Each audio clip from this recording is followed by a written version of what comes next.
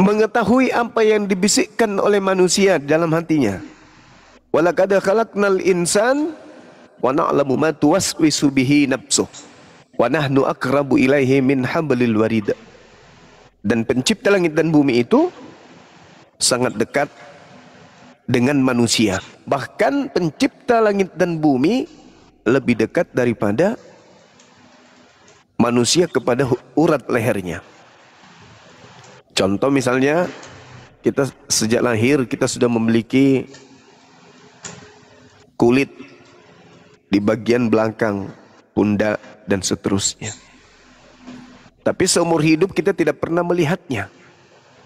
Padahal itu adalah kita katanya. Itu adalah kita, itu milik kita dan seterusnya. Tapi kita nggak pernah melihatnya. Kita punya jantung, tapi kita tidak pernah mengetahui seperti apa jantung itu. Kita punya otak, tapi kita tidak pernah meraba seperti apa otak itu. Kita hanya menggunakan, kita hanya memakai dan seterusnya. Itulah bukti bahwa yang mengurus jasad kita ini adalah hakikat yang lebih dekat kepada diri kita, kepada jantung kita, kepada seluruh yang ada pada organ tubuh kita daripada kita itu sendiri. Nah, ini yang kedua. Yang ketiga, keberadaan kita sebagai manusia di dalam Al-Quranul Karim, khususnya umat Islam ini, diterangkan innama tunziru manittaba'az zikra wa khasyar rahman bil ghaib. Sesungguhnya Nabi Muhammad sallallahu alaihi wasallam hanya diberi tugas untuk memberi peringatan kepada manusia yang mengikuti peringatan, yang mau mengikuti peringatan, dan yang takut kepada Tuhan yang Maha Pengasih, walaupun mereka tidak melihatnya. Bil ghaib. Jadi orang yang beriman adalah orang yang takut kepada pencipta langit dan bumi, meskipun mereka tak melihat pencipta langit dan bumi itu. Babashirhu bimaghfiratin wa ajrin karim. Dan tugas Nabi Muhammad adalah memberi kabar gembira dengan ampunan dan pahala yang mulia dari Sang yang Maha Melihat, Sang yang Maha Perkasa, Sang yang Maha Bijaksana, yaitu pencipta langit dan bumi. Kemudian yang terakhir adalah innal ladzina yakhshawna rabbahum bil ghaib lahum maghfiratun wa ajrun kabir. Sesungguhnya orang-orang yang takut kepada Tuhannya yang tak terlihat oleh mereka, mereka memperoleh ampunan dan pahala yang besar. Ini Al-Quran menarasikan seperti itu. Sama ketika kita melihat di dalam kitabnya saudara kita Kristen, 1 Timotius 6 nomor 16, di situ jelas dikatakan dialah satu-satunya yang tidak tersentuh oleh kematian. Athanasias. Athanasias dalam bahasa Yunani artinya tidak tersentuh oleh kematian, bersemayam dalam terang yang tak terhampiri, seorang pun tak pernah melihat dia, dan memang manusia tidak dapat melihat dia, baginya lah hormat dan kuasa yang kekal. Amin. Jadi yang dimaksud di sini adalah esensi di luar makhluk.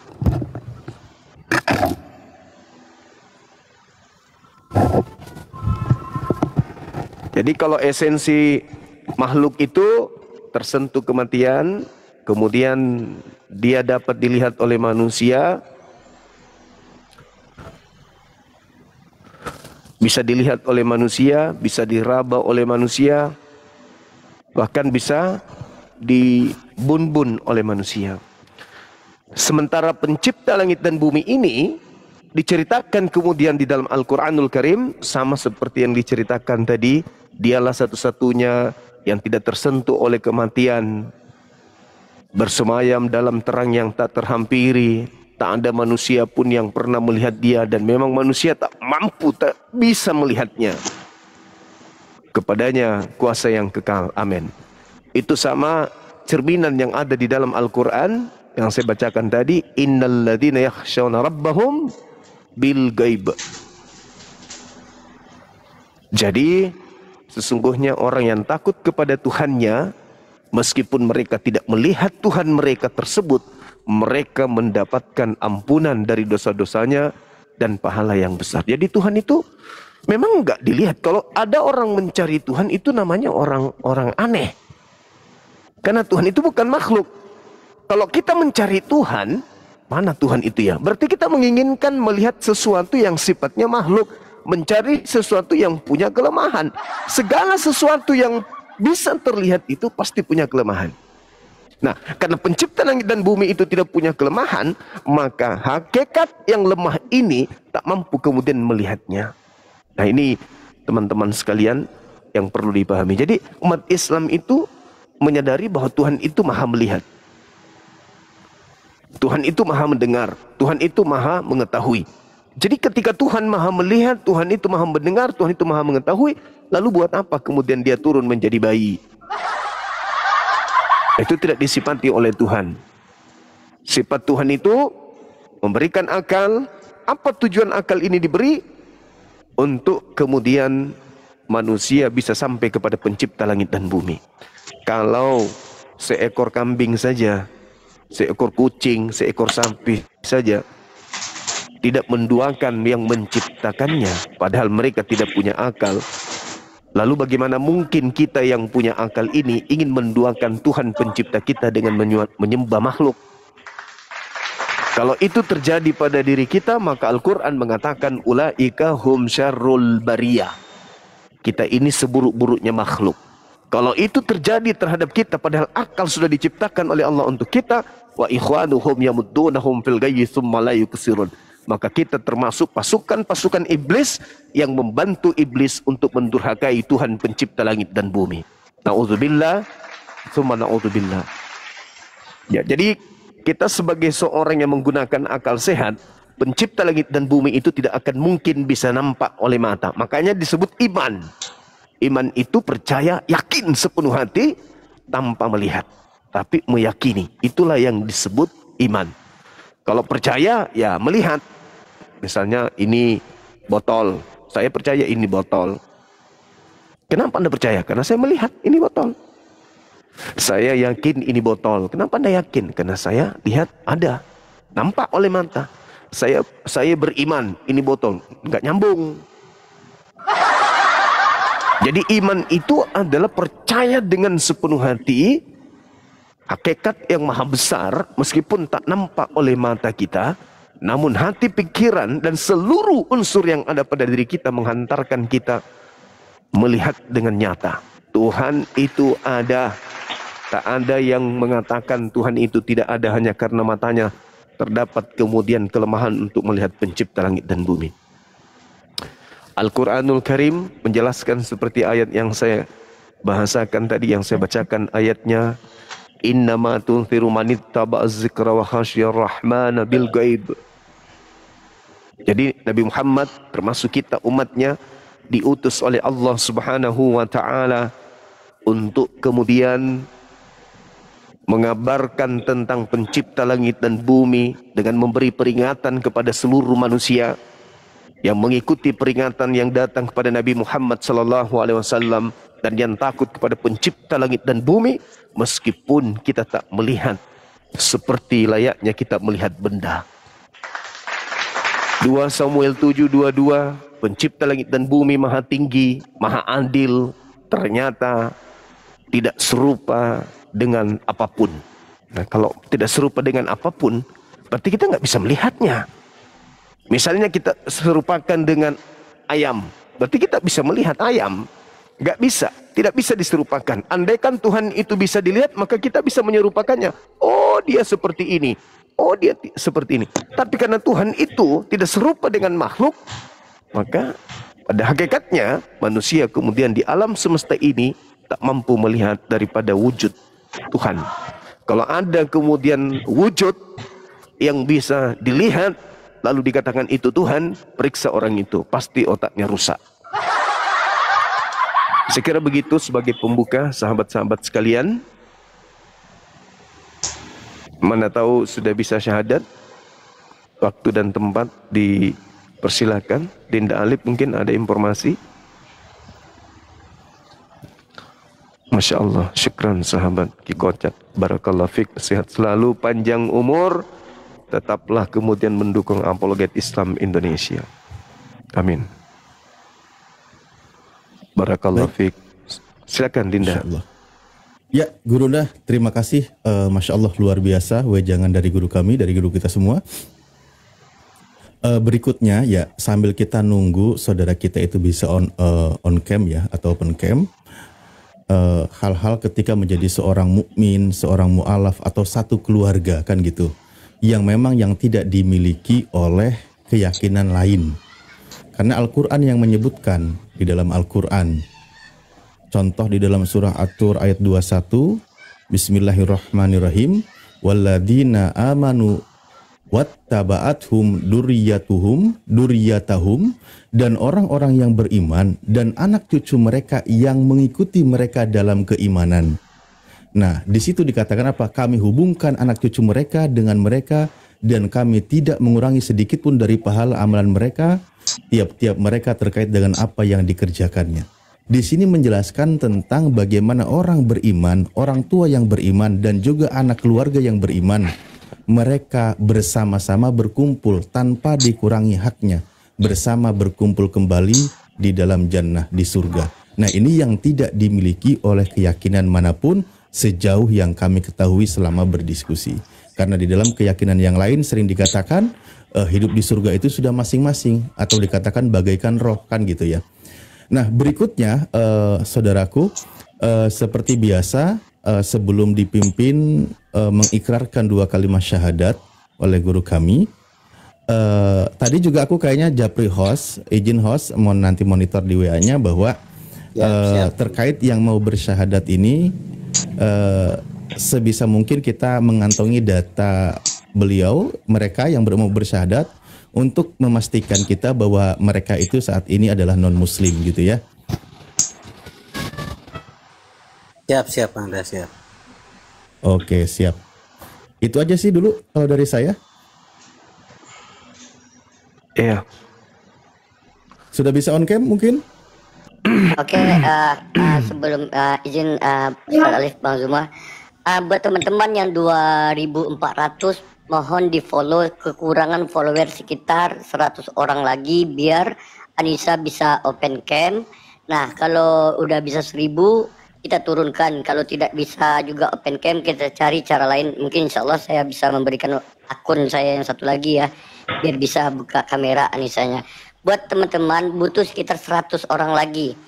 Mohon bantuan di follow Anissa yang sebelah Bang Zuma, 60 orang lagi.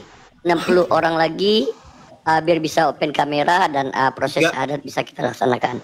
20 orang lagi Tante. Oh, 20 orang lagi, Masya Allah. Ya. 20 orang. Buat teman-teman yang di bawah yang baru bergabung, mohon bantuan untuk memfollow akun Ya bisa Anissa. ini, udah bisa on cam, udah 1000 lebih.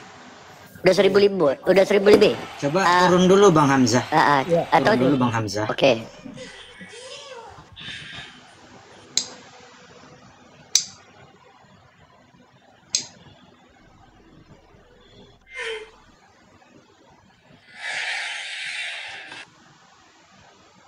Oh, silakan Momot dinaikkan lagi tadi Bang Hamzahnya, dicari ke bawah. Takutnya nanti di kerumunan bawah nggak jumpa. Silakan Momotnya, mohon bantuannya dicari. Anissa. Mohon diundang Momotnya. Ada nggak undangan di sana? Udah terbuka nggak kameranya di sana Momot? Ya, ada rekor. Ada tulisan merek. Udah bisa Bang Anissa, Bang Hamzah? Ini belum bisa sih. Kalau Belum pakai bisa. akun Apple Bang yang tadi Bang, yang punya Abang gimana tuh Bang? Bang Hamzah. Pakai akun Apple. Itu Akun Apple dibuka di HP istrinya Abang bisa Bang? belum bisa ya? Tunggu. Ya, dibuka Di HP Abang. istrinya Abang. Kalau yang akun Apple kan di HP jadul tadi katanya. Mana ya? Oh, ini kalau Momot ngundang belum ada ya, lambang kameranya itu masih kabur ya? Cuman Enggak, suaranya, belum. cuman suaranya nih Bang nggak terlalu bagus ini HP saya yang satu ini. Enggak kedengaran. Kalau HP ini kenapa? Pakai soundcard bang, pakai soundcard kan abang ada soundcard. Maksudnya akun yang tadi, akun yang Apple itu dibuka di HP ini, di HP istrinya abang itu bisa kan? Hah? Gimana ya? Oke teman-teman sekalian, sembari kita menunggu proses ini berlangsung, Hah? dapat kami informasikan kepada seluruh umat Islam yang ada di Indonesia, Keluar dulu. khususnya yang ada di wilayah Solo dan sekitarnya, bahwasanya di tahun 2021 jumlah umat Islam yang ada di sana itu menghampiri 80%, sesuai dengan data yang ada di Dukcapil. Sementara agama Kristen Katolik ada di angka 13%, dan juga agama Buddha itu diperkirakan ada di angka, informasi yang kami terima itu sekitar 1.200 jiwa, atau berapa persen itu hitungannya teman-teman sekalian. Jadi angka ini sangat-sangat signifikan. Islam menghampiri angka 80%. Kemudian di tengah-tengah umat mayoritas ini itu telah dibangun sesuai dengan informasi yang disampaikan kepada kita. Ada wisata religi Kristen yang dibangun di tengah-tengah umat Islam. Mereka menamai proyek tersebut Holy Land Experience. Di situ ada berbagai macam kemudian fasilitas yang akan dibangun oleh internal dari pihak Kristen. Menurut informasi dari tim yang ada, mereka telah membebaskan kurang lebih 40 hektar. Itu diinformasikan di tengah-tengah penduduk Islam. Mereka akan membuat wisata. Di dalamnya itu include dengan sekolah tinggi teologi. Lagi-lagi mungkin nanti ada lagi Islamologi di dalamnya kan ya, yang menghina Allah, menghina agama Islam. Kemudian didirikan juga ada beberapa gereja, konon informasinya, panti asuhan. Di dalam juga ada properti, ada klinik kesehatan, lapangan olahraga dan seterusnya. Pada intinya mereka ingin membuat kota satelit seperti kemudian negara Israfil atau Isra apa yang disebutkan bagus ya, Istrakil, itu yang sedang mendirikan wilayah di tengah pemukiman umat Islam. Itu tepatnya di Solo, informasinya di Solo. Apakah ini ancaman? Itu sudah pasti. Apakah kemudian kita takut menghadapi pertarungan akidah? Tidak mungkin kita takut. Tidak mungkin kita takut. Toh dari sejak penjajahan terjadi di Nusantara ini, misionaris sudah menggalakkan misi-misinya. Tapi alhamdulillah mereka tetap saja minoritas. Cuman yang menjadi kekhawatiran kita di sini adalah ketika anak-anak kita ini terpengaruh pendangkalan akidah, pengikisan pemahaman terhadap Islam, upaya menjauhkan generasi Islam dari Quran. Ini yang kita khawatirkan. Ketika kemudian hal-hal yang menyenangkan yang bersifat duniawi mendatangi mereka, merangkul mereka, bisa jadi mereka jauh dari Islam. Contoh, bagaimana mereka jauh dari ibadah sholat hanya karena pengaruh HP. Mereka lebih memilih main HP berjam-jam, tiba waktu salat sulit bagi kita untuk mengingatkan untuk beribadah. Karena itu ini menjadi perhatian khusus dari pergerakan apologet Islam Indonesia bersama dengan beberapa kemudian organisasi-organisasi Islam, yayasan-yayasan Islam, untuk bagaimana bisa mencari solusi yang terbaik agar pendangkalan akidah ya yang terjadi bukan hanya di Solo tapi di beberapa tempat ini bisa kita minimalisir. Ini menakutkan bagi generasi Islam. Dalam arti kata, ya kita harus melakukan upaya-upaya untuk membentengi akidah anak-anak kita. Karena sudah terbongkar juga misi-misi mereka, bagaimana mereka ternyata ada yang membiayai untuk menjadi penghujat, untuk mengucilkan umat Islam, menista umat Islam. Ternyata ada yang membiayai, ada yang penyokongnya, dan sekarang lagi panas-panasnya, bahkan yang menyebutkan itu, yang membongkar semua misi mereka itu ternyata dari pihak mereka sendiri. Rudi Yohanes itu sudah buka-bukaan, lagi panas-panasnya membuka aib. Ternyata memang mereka punya misi, bukan main-main. Mereka memang punya misi terhadap Islam di Nusantara ini. Apakah kita harus tinggal diam? Apakah kita harus jadi penonton?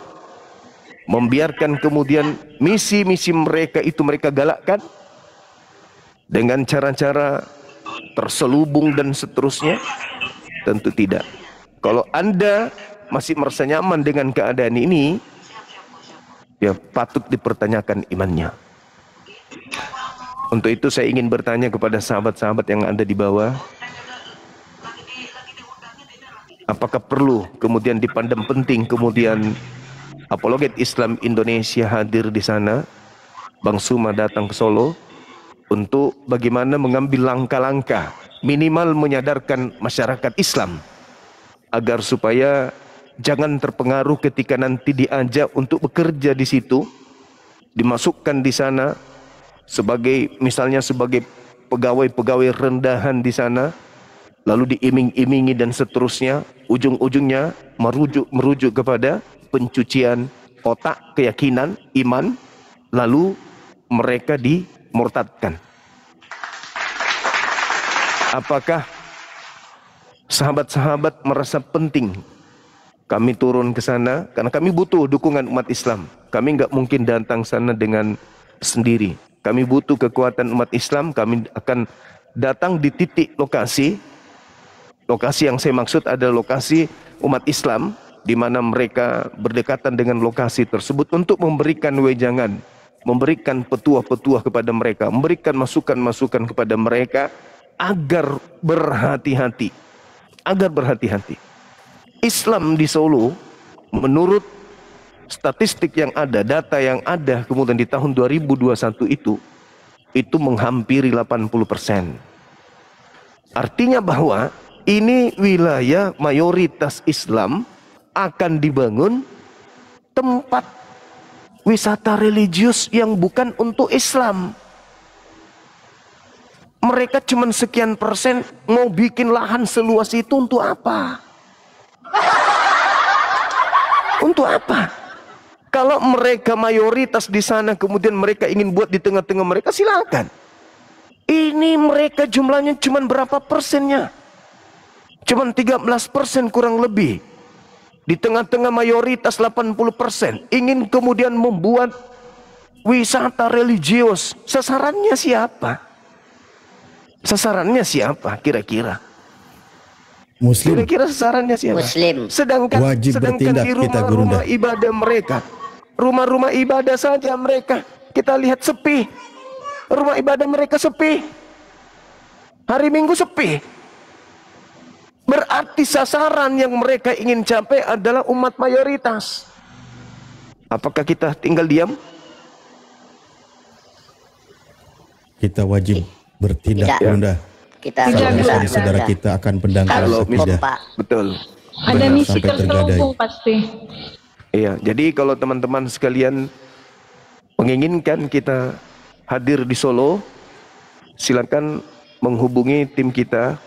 Kita upayakan kemudian bisa hadir di sana, minimal memberikan edukasi kepada masyarakat Islam agar berhati-hati. Musuh tidak kita hindari, musuh juga kita tidak cari. Tetapi sebagai umat Islam yang punya hak di Nusantara ini, juga kita punya hak untuk memperingati sesama umat Islam agar berhati-hati. Itu nggak salah, itu nggak keliru. Karena selama ini kita tahu bagaimana cara-cara mereka kemudian melancarkan aksi-aksi pemurtadan. Apalagi ini sudah terbuka, sudah terbongkar sindikat mereka melalui Rudy Yohannes, sudah membuka, tidak main-main.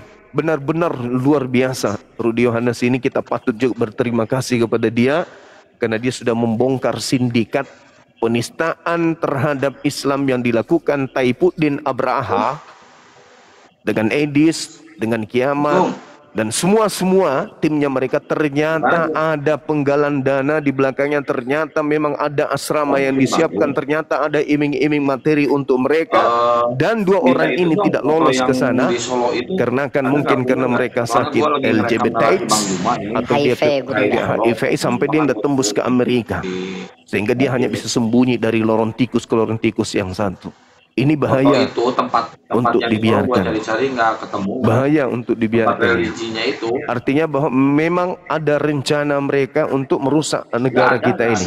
Sama seperti yang saya sampaikan ketika kemarin ada tablik akbar. Dia bersama dengan para sahabat-sahabat di Persis MC dan juga API Jawa Barat.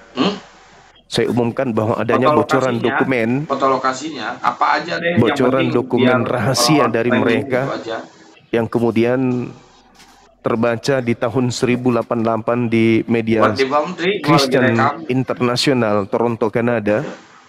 Itu program-program mereka untuk Indonesia, khususnya untuk Islam Indonesia. Kalau Anda baca, ngeri sekali, mengerikan sekali, sangat-sangat mengerikan.